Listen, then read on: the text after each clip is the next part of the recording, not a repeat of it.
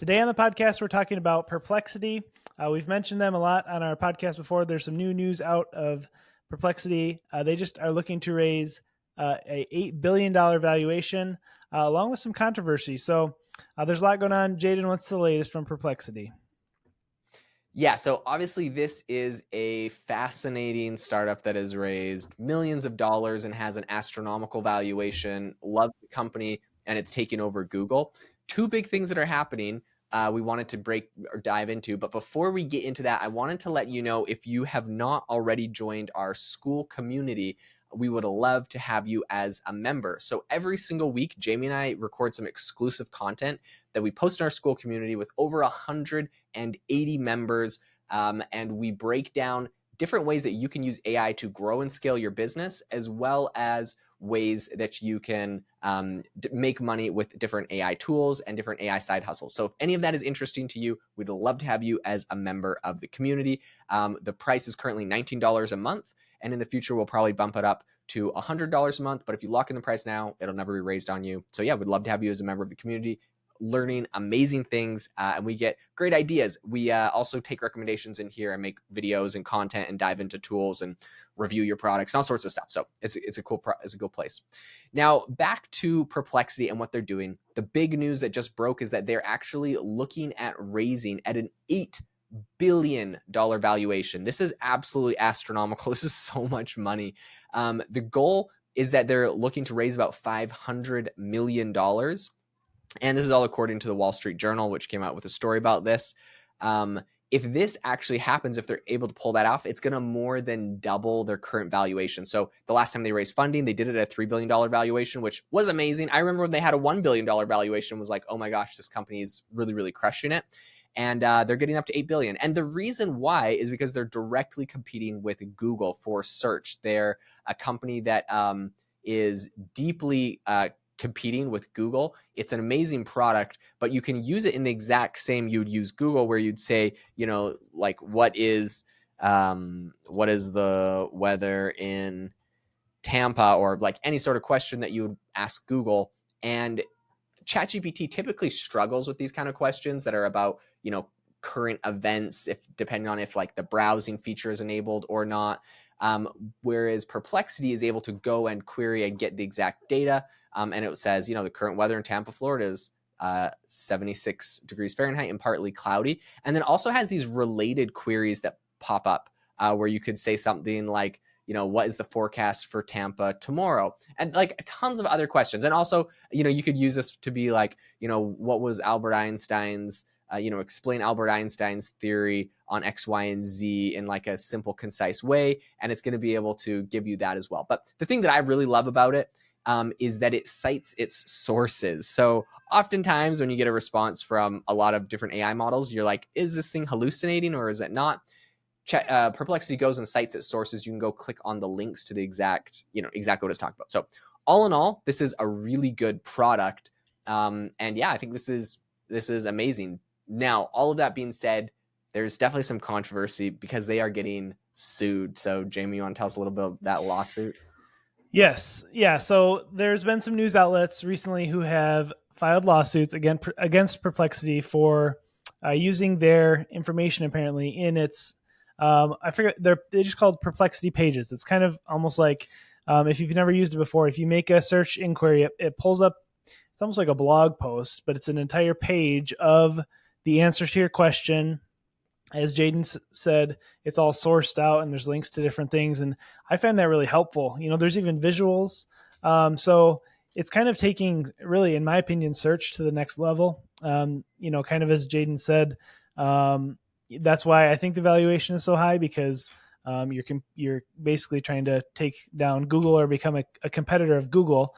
In the past, year to 2 to 3 years, every time I do a Google search of something, I type in Reddit after to read the Reddit forums, because usually there's lots of spam and just uncredible or incredible.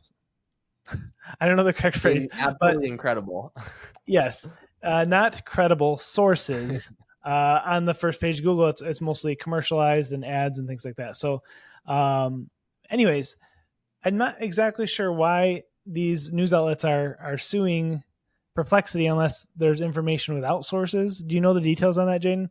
I'm not sure Yeah, why so they I would be think the upset big about. thing is that the big claim they're saying is that Perplexity closely replicates their content with occasional like direct copies, and there was I don't know, there's like a recent example where Eric Schmidt, he had a stealth drone project, and this was posted about by Forbes, I believe, and Perplexity, when asked about it, they literally I don't know, ripped off the reporting they say, and like you know, talked about what happened in their reporting. And the thing was that Forbes had an exclusive to this story, so they were the only people that talked about Eric Schmidt's special AI combat drones. No one else was allowed to talk about it. They talked about it, and then they're kind of mad that Perplexity also wrote about it. The thing that's interesting though, that I think kind of makes this ridiculous. Well, first of all, they put this thing out, and the CEO of Perplexity responded, and he said, "Thanks for flagging this. The screenshot you shared is of a new product feature we released 2 weeks ago called Perplexity Pages. It has rough edges, and we are improving it with more feedback. The core Perplexity product has from day one had appropriate source attribution." In the most prominent way, unlike many chatbots like ChatGPT, Gemini, Copilot. See some screenshots below. He had some screenshots, and he said, anyways, he said the pages and discovery feature will improve, and we agree with the feedback you've shared that it should be a lot easier to find the contributing sources and highlight them more prominently. Okay, so the real big thing that they were upset about was that Perplexity did what ChatGPT and everyone else does, and like rewrote the story, or kind of gave the summary of what the story was. But in that case, it hadn't done the attributions, like it hadn't done the links, you Okay. know. And they're like, look, we're the only people that wrote about this, so we know for a fact like you know, stole your ideas from us. Whereas like they might be doing the exact same thing, but if it's a story everyone talked about, it's like, how do they know who got ripped off? So anyways, Gotcha. they're suing Perplexity. They're upset about it. But like obviously this is something that their CEO is like, hey, we're sorry, we had a new product, it did this thing. Our other product that's our main thing doesn't do that. It normally cites the sources so people can go check out your website, exactly like what Google's doing with their featured snippets. So I think all in all, like, yes, they're trying to make this a big controversial thing, probably because they can see it's raising a lot of money.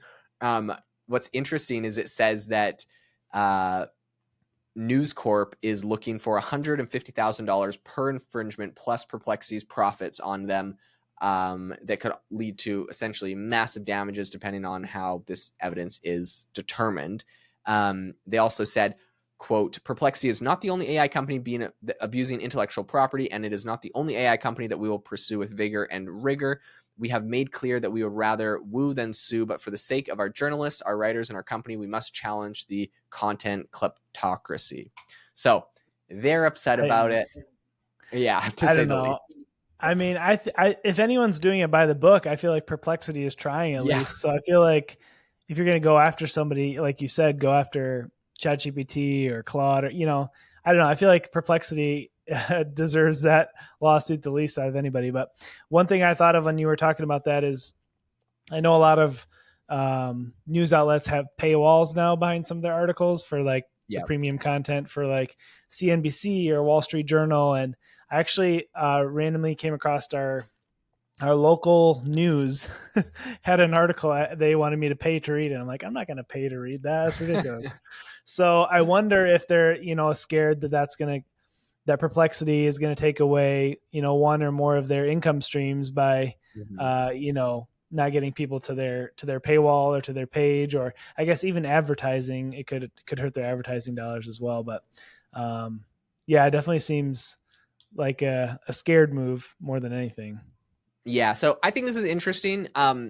I think perhaps the reason why they may target Perplexity and not ChatGPT or others is because ChatGPT has already been kind of done some lawsuits with the New York Times. They've won. OpenAI has raised a $156 billion valuation. They recently just raised $6 billion more dollars. It feels like they have a lot more money, like 6.6 billion, and maybe that's not that much different than 500 million, which Perplexity is trying to raise. But it seems like it's a slightly smaller company, so maybe it's a little bit easier to sue them. But I mean, really, that's a lot of money. Like they have SoftBank that's backing them in their last round of funding at $3 billion valuation.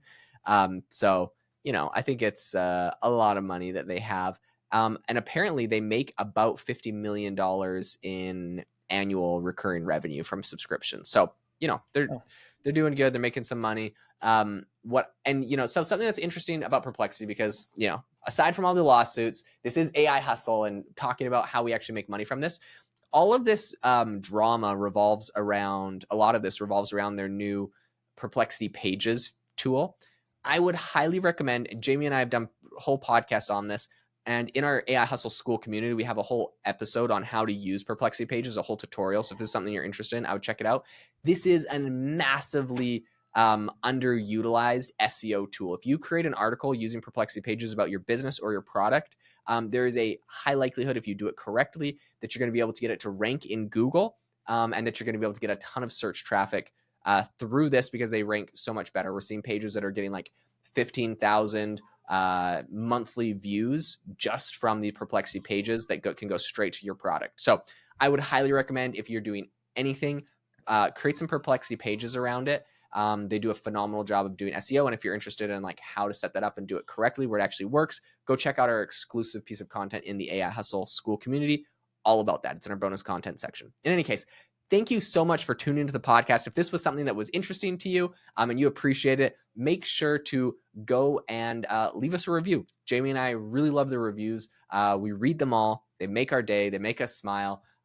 We make these things for you for free for the reviews. So if you enjoyed the episode, drop us a review, drop us some stars. We hope you have a fantastic rest of your day. We will catch you all next time.